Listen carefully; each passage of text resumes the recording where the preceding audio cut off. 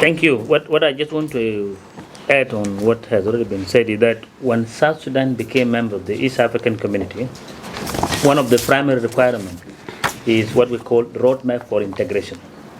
And South Sudan has already developed this roadmap for integration because the East African Community aim objective is for us to be fully integrated community.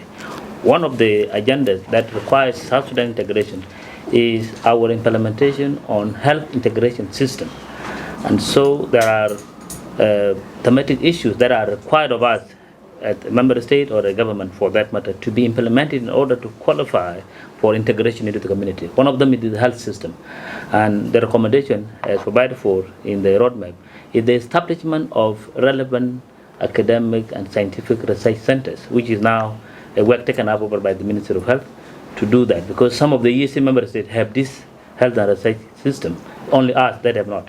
And so it is a requirement, it is the implementation of that requirement. That's why we have had this. Then social sector integration, infrastructure integration. So these are some of the issues during the conference that we will be assessed on our readiness to roll out and implement this integration agenda. So we hope by the 11th conference, we will be able to fully be on our standing like other member state.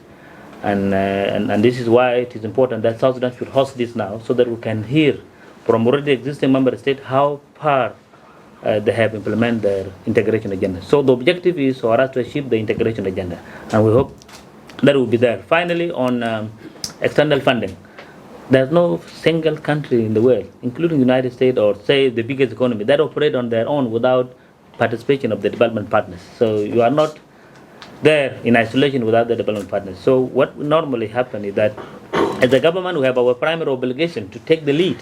However, we need the external support of the regional and international partners, and they are there to do the work while we are also here to do our work. And that's how we have arrived at the conference. The EAC Secretariat, together with the financing from the development partners, have their contribution, but also as the government, we have already secured our contribution, leading to the successful conduct of this conference. So never expect that we will do it alone without external partners. It is a work in progress that we have to remain much more connected. So this is what I can say with regard to external funding. Yeah.